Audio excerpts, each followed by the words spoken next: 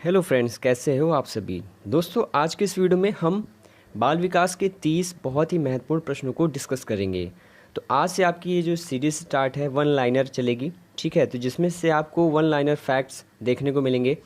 तो इसमें 30 प्रश्न लिए गए हैं, ध्यान से पढ़िए, बहुत इंपॉर्टेंट क्वेश्चन है। ये इसका पहला पार्ट है, अगला पार्ट भी इसी तरीके से आएगा। देखिए, बालक की विकास की प्रक्रिया कब से शुरू होती है। तो अगर ये प्रश्न आता है तो याद रखिए, जन्म के पूर्व यानी कि गर्भावस्था से बालक की विकास प्रक्रिया शुरू हो जाती है। विकास की प्रक्रिया कब तक चलती है, तो ये तो आपकी जीवन पर्यंत चलने वाली प्रक्रिया होती है। सामान्य रूप से विकास की कितनी अवस्थाएं होती है। सामान्य रूप से बात करें तो क्या होता है, भ्रूणावस्था, शैशवावस्था, बाल्यावस्था, किशोरावस्था।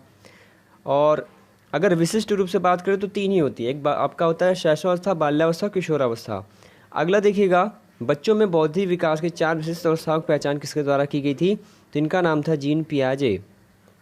वंशानुक्रम व्यक्ति की जन्मजात विशेषताओं का पूर्ण योग है, यह कथन किसका है, तो ये कथन है बी.एन. झा का।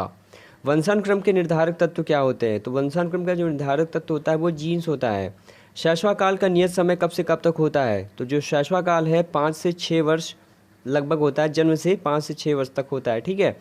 अगला देखिए, बालक की तीव्र बुद्धि का विकास पर क्या प्रभाव पड़ता है, तो देखिए, विकास सामान्य से तीव्र की ओर चलता है। विकास एक ऐसी प्रक्रिया है, विकास निरंतर चलने वाली प्रक्रिया है, जीवन पर चलने वाली प्रक्रिया है। बाल्यावस्था में मस्तिष्क का विकास कितने प्रतिशत हो जाता है, तो जब बालक बाल्यावस्था में आता है तो उसका मस्तिष्क लगभग 90% क्या होता है, विकसित हो जाता है। अंतर्दर्शन विधि में बल दिया जाता है किसके ऊपर, तो जो अंतर्दर्शन विधि है इसमें स्वयं के अध्ययन पर बल दिया जाता है। परामर्श का क्या उद्देश्य है, देखिए, परामर्श के कुछ मुख्य उद्देश्य आपके स्क्रीन पर है, जैसे कि बच्चों को समझाना, बच्चों की कमियों का कारण पता लगाना, बच्चों को समायोजन में सहायता प्रदान करना। तो ये सभी क्या है, ये परामर्श के उद्देश्य हैं। तो अगर एग्जाम में इसमें से कोई भी एक ऑप्शन रहेगा तो उसको आप लोग याद रखिएगा। शारीरिक विकास का क्षेत्र क्या होता है, तो जो शारीरिक विकास का क्षेत्र है ये स्नायु मंडल कहलाता है। मूल्यांकन क्यों किया जाना चाहिए, देखिए, बच्चों को सीखने के स्तर, जो बच्चों का जो सीखने का स्तर है उसका पता करने के लिए हमें मूल्यांकन करना आवश्यक होता है। पियाजे के संज्ञानात्मक विकास के सिद्धांत के अनुसार संवेदी क्रियात्मक अवस्था सेंसरी ऑपरेशनल एज कब से कब तक होती है, तो यानी कि जो संवेदी प्रेरक अवस्था होती है जन्म से 2 वर्ष होती है।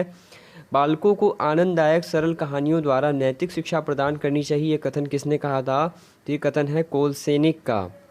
विकास के संदर्भ में मैकडूगल ने क्या विश्लेषण दिया था या क्या विश्लेषण किया, तो मैकडूगल का कहना था कि बालक के शारीरिक विकास का विश्लेषण, इन्होंने जो है मैकडूगल ने क्या किया था, 14 मूल प्रवृत्तियों के विषय में इन्होंने बताया था और उन्होंने शारीरिक विकास के विषय में पूरा अध्ययन किया था। अगला देखिए, संवेगात्मक विकास में किस अवस्था में तीव्र परिवर्तन होता है, तो संवेग की दृष्टि से देखा जाए किशोरावस्था उथल पुथल की अवस्था कहा है स्टेनले हॉल ने, इसीलिए क्योंकि इसमें संवेग की क्या होती है, अस्थिरता होती है। अगला देखिए, वृद्धि और विकास क्या होते हैं, तो वृद्धि और विकास एक दूसरे के पूरक होते हैं। निम्न में से कौन सा चारित्रिक विकास का प्रतीक है, तो उत्तेजना जो होता है ये क्या है, चारित्रिक विकास का प्रतीक होता है। विकासात्मक पद्धति को क्या कहते हैं, जो विकासात्मक पद्धति है इसे उत्पत्ति मूलक विधि कहते हैं, क्या कहते हैं, उत्पत्ति मूलक विधि।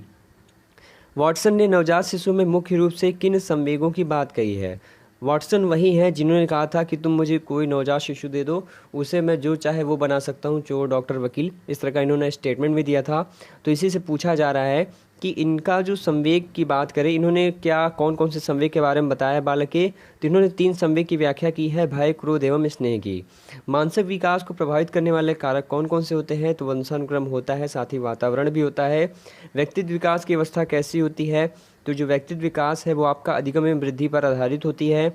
बाल्यावस्था की अवस्था कब से कब तक होती है, यानी 6 से 12 वर्ष, ये आपकी बाल्यावस्था होती है।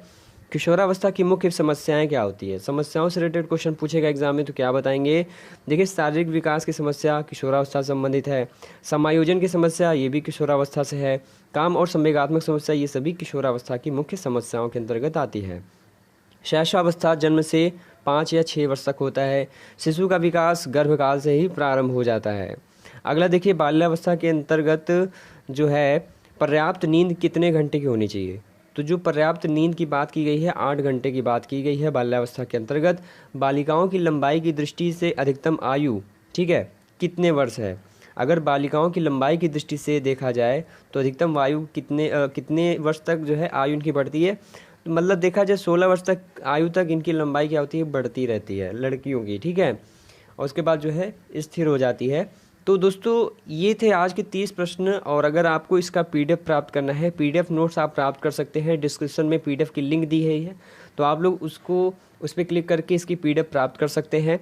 और वीडियो कैसा लगा है, वीडियो को कमेंट करके बताएं, वीडियो को लाइक करके बताएं, और सभी लोग चैनल को सब्सक्राइब कर लीजिएगा, जिससे जब भी हम आपको वीडियो पब्लिश करें आपको तुरंत नोटिफिकेशन मिल जाए। मिलते हैं इसी तरीके के एक और इंटरेस्टिंग वीडियो के साथ अगले वीडियो में। तब तक के लिए सभी को नमस्कार, धन्यवाद, जय हिंद, वंदे मातरम।